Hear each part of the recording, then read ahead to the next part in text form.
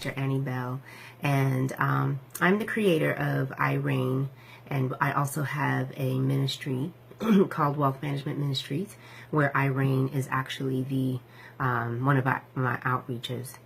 We're going to start a new series this year in 2017. I want to make sure we come to you live and sometimes via video to encourage and empower everyone, but especially those who have gone through some abuse, whether it's child abuse, whether it's domestic violence, sex trafficking.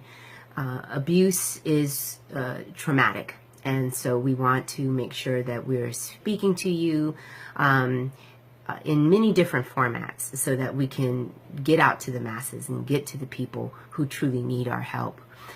Today I want to talk to you about the need to heal.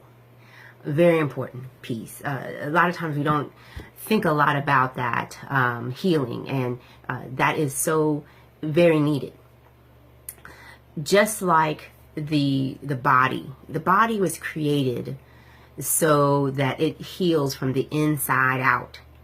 If you've ever gotten a cut before, on your hand, your finger, even a paper cut, your body immediately covers it with a scab. And it almost looks like there's nothing else going on, really.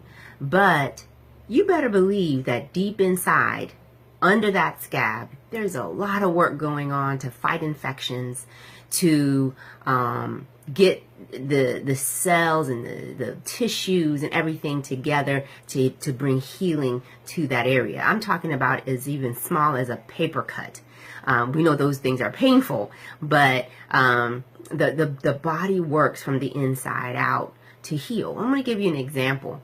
My niece, who used to live with me just for a little while during her life while her dad was out fighting wars in Afghanistan and things of that sort. I had the honor and the privilege to watch my niece and nephew. And when she was 4 or 5 years old, she began complaining about pain under her underarm. So we thought, oh, possibly she was just playing too rough that day or playing too hard that day. And so she was maybe just sore. But as the days progressed, so did her pain. She kept complaining about how much it hurts, and she could barely lift it. And then when we came to try to lift her up under her arm, she would scream out in pain. We took her to the doctor, of course. Come to find out, she had lymphadenitis from a splinter that got into her finger, and we did not know about it. She didn't even know about it. And so it penetrated her layers of skin and began to get infected. When the lymph nodes tried to fight the infection, it got overwhelmed. So therefore, it was not able to be, the infection actually got worse.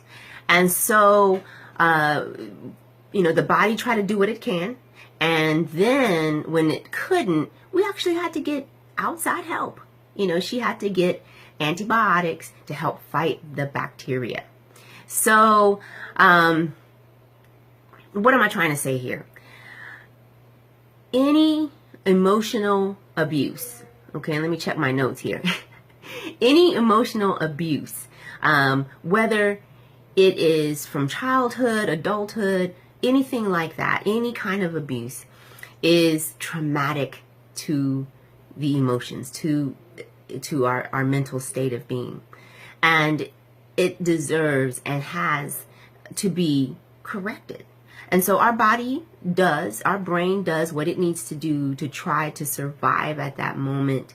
Some people call it survival responses. Some others call it defense mechanisms. Whatever it is, our body, our brain goes into action to try to resolve the trauma.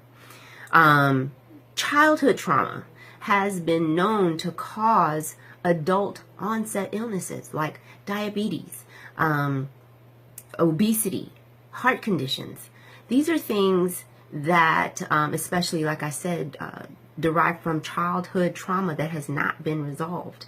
And so even though our minds and our bodies they fly into action to try to resolve the trauma, sometimes we need help from the outside. And so whether it be through counseling, whether it's talking about your trauma in a safe environment, when I say safe, I mean nurturing environment, then that begins your healing journey.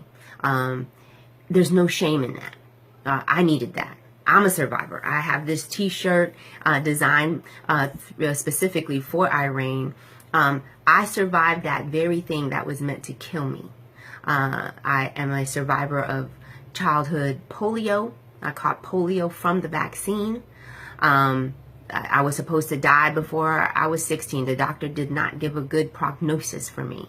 He said that he told my mother to enjoy whatever time she had. I may not ever be able to talk again, may not ever be able to walk again. I do walk with a brace. I'm still alive. I'm 48 years old and about to be 49. And so I have lived through that. I've lived through childhood sexual abuse and many other things. I'm a survivor, and you are too.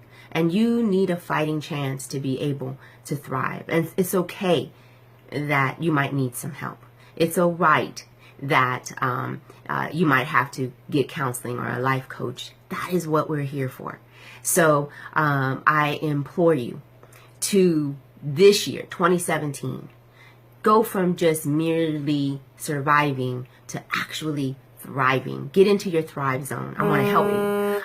Reach out to me if you can. I have AnnieBellMinistries.com. I also have www.wealthmngt.com. You can reach me on Facebook, R.E.I.G.N. Stop Abuse and Abolish Sex Trafficking. You can even pick up my book. Handy dandy. R.E.I.G.N. A Survivor's Guide to Thrive. Amazon, Barnes & Noble, you can order it from there.